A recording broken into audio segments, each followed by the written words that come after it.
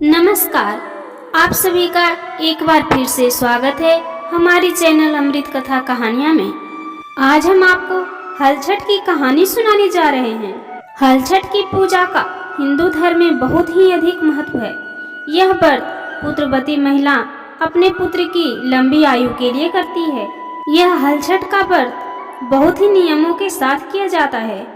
इस व्रत का पालन करने वाली महिलाएं इस दिन हल से जुती सामग्री यानी अनाज नहीं खाती हैं और न ही गाय का दूध या घी खा सकती हैं। उन्हें केवल वृक्ष पर लगे खाद्य पदार्थ ही खाने की अनुमति होती है।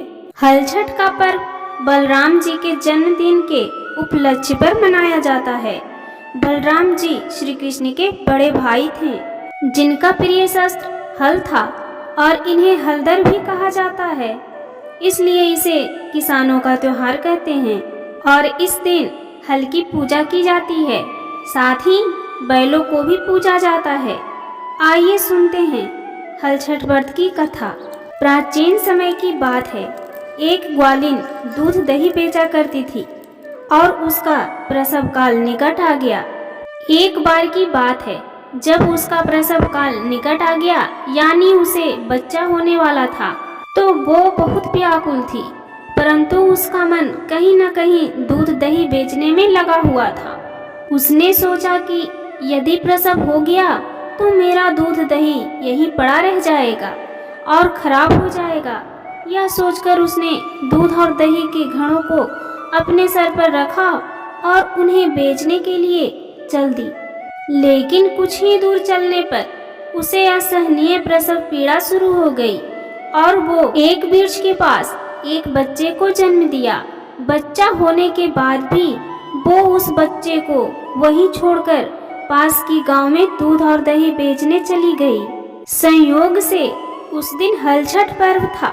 व्रत करने वाली महिलाओं को गाय का दूध और घी खाना मना था, लेकिन उसने बड़ी चालाकी से गाय के दूध को भैंस का दूध बताकर सीधे सीधे गांव वालों को बेच दिया और उसके ऐसे करने से हलछठ माता क्रोधित हो गई और उधर वो जिस वृक्ष के पास अपने बच्चे को छोड़ा था, उसके पास के खेत में एक किसान था जो हल जोत रहा था। अचानक से उसका बैल भड़क गया और उनका हल उस बालक के शरीर में घुस गया और इस तरह उसका बालक मर गया। और जब कुछ देर बाद वो ग्वालिन दूध और दही बेचकर वहां पहुंची तो अपने बच्चे की ऐसी दशा देखकर उसे ये समझने में देर नहीं लगी कि ये सब उसकी पाप के ही सजा है। वह सोचने लगी कि यदि मैंने झूठ बोलकर गाय के दूध को नहीं बेचा होता और गांव की स्त्रियों का धर्म भ्रष्ट नहीं किया होता तो मेरे बच्चे की ये दशा नहीं होती। उसने सोचा कि मुझे जाना चाहिए और गांव वालों को सच बताकर प्रायश्चित करनी चाहिए। ऐसा निश्चय करके वो फिर से गांव पहुंची। वो गली गली घूमकर अपनी करतूत के लिए माफी मांगने लगी और तब वहां की स्त्रियों ने उस पर रहम खाकर उसे क्षमा कर दिया और उसे आशीर्वाद दिया। और बहुत सी स्त्रियों का आशीर्वाद लेकर जब वो फिर से उस वृक्ष के पास पहुंची तो यह देखकर आश्चर्यचकित रह गई कि वहां उसका पुत्र जीवित अवस्था में था।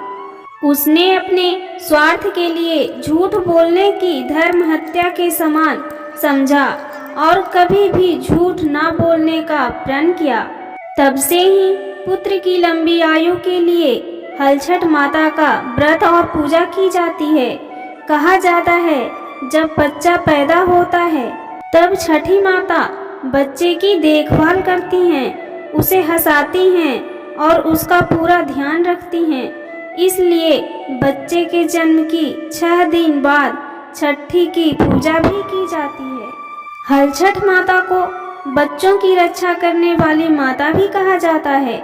दोस्तों, आपको ये कथा कैसी लगी कमेंट करके जरूर बताइए और मेरे चैनल अमृत कथा कहानियाँ को सब्सक्राइब करना ना भूलें। धन्यवाद।